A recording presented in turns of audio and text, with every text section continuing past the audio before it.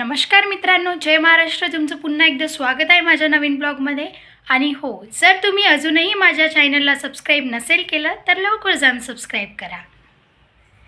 तर चला, मी माझ्या मम्मीला म्हणजे भेटवतो तुम्हाला माझ्या मम्मीसोबत. ए मम्मी, आज उपवास आहे, मग का बनवला? उसळ. उसळ. माझी मम्मी मगांपासून उसळ बनव म्हणता बनवतच नाही. टाइम झाला का? झालं नाही तर का?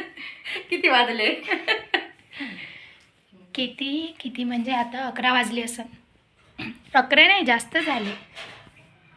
1 वाजला. 1 वाजला.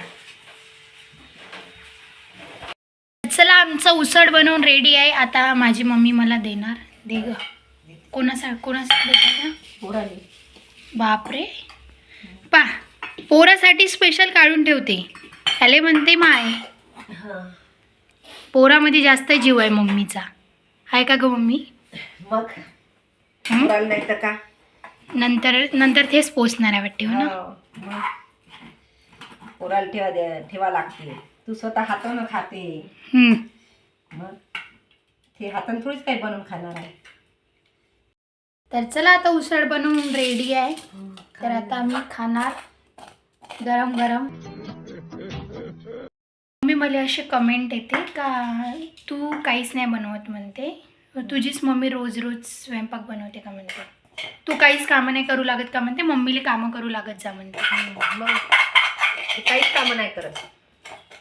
का म्हणलं तू? काहीच काम करून नाही लागत.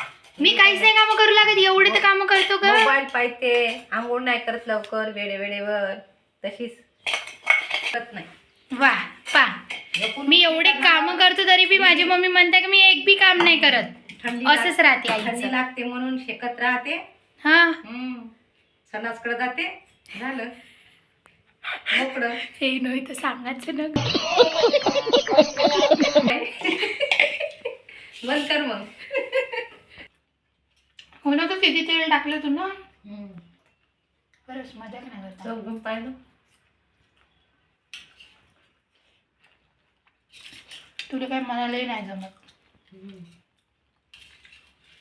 मग चांगलं केलं तर वाईट केलं म्हणते, वाईट केलं चांगलं केलं म्हणते, आणि तेल पण जास्त आहे म्हणते. चला, आता खाऊन भेटतो. मित्रांनो, आता उसळ वगैरे खाऊन झाला. आणि बघा ना, माझी मम्मी उसळ सुद्धा खाऊन इकडे खातच आहे. आणि वरून म्हणते का माझा उपवास आहे. बात तो सही है. पोटात थंड लागा म्हणून. बाप्पा, थंड लागते का पोटात? थंड लागा म्हणून. उसळ मध्ये मिरच्या राहते ना, म्हणून गोड करत आहे तोंड. म्हणून गोड करायला लागते. तिखट आहे तर गोड करत आहे तोंड. असं वे टेक्नॉलॉजी. इकडे बघा ना, दुपारी एवढी ऊन राहते ना, एवढे चटके लागते. आणि संध्याकाळी एवढी थंडी लागते का बाहेर निघू नाही देत, असा ऊन आहे. आता काय म्हणते, या काळात जगणं मुश्किल झालं हो ना मम्मी. चला मित्रांनो, मी माझ्या मम्मीची एक मैत्रीण दाखवतो, जे यांनी बिनकामानं गोष्टी करत राहते. याला कोणते कामधंदे नाही आहे. हो, आम्हाला धंदेच नाही. हे इथे बसले रिकाम्याचं आम्ही शेंगा काढत. रिकाम्याचं गोष्टी करत घरचेच सांगत आहोत. का करणार आहे आता? घरी बसून बरोबर रिकामं आहे. बसण्यापेक्षा शेंगा काढत बसायचं. शेंगा कुठून आणते? बाजारातून. काल बाजार नव्हता का? बुधवार बाजार. हां. बाजारातून आणल्या. किती महाग आहे शेंगा. 100 रुपये किलो तुरीच्या. काय तुमच्या? वालकडीच्या नाही आहे. ताई, 40 म्हणे 1 किलो काल. मातच मिट्टू पाळला बाई.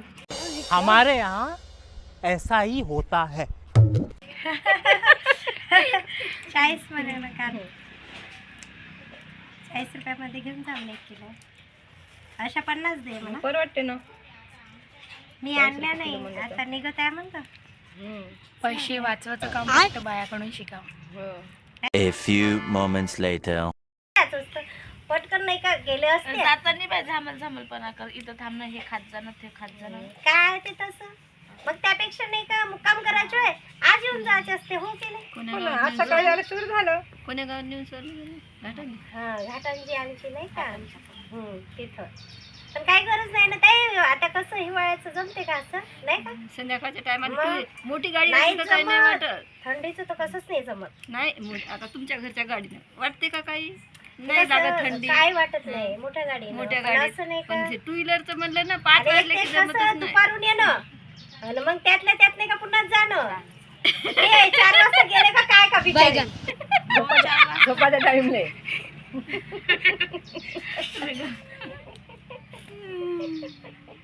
प्रवचन सांगणारे आमचे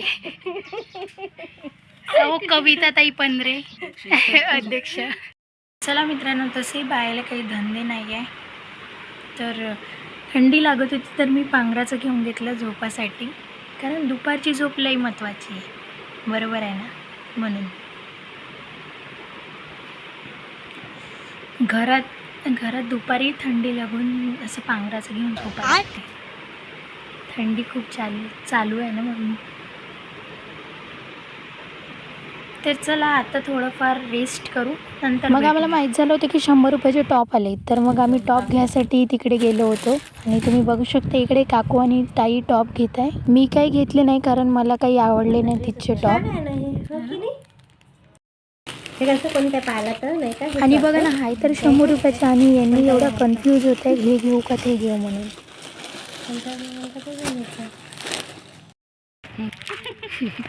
100 रुपयात शो. 100 रुपयामध्ये शो. 100 में शो. 100 में 10 दिन निकालेगा. तर चला मित्रांनो, आणि आता मी बनवणार आहोत स्वयंपाक.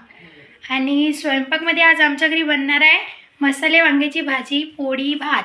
आणि मसाले वांग्याची भाजी स्पेशली मी बनवणार आहोत.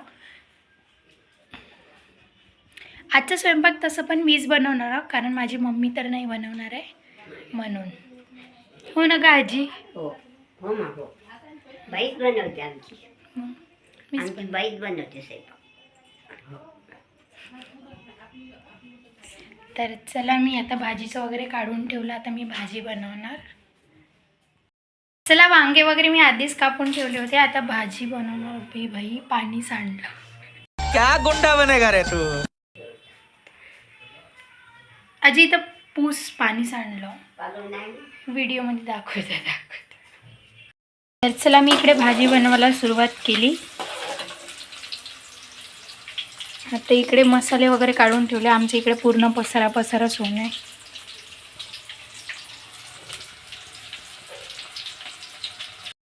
आणि मी इथे तेलामध्ये चांगले शिजासाठी पूर्ण मसाले टाकत आहोत. मसाले झाले पाहिजे. आणि तसं पण कांदा जळतच आला होता. मी काही बनवायला लागली की माझ्यासोबत काही नाही काही कांड होतच राहते. बात तो सही है.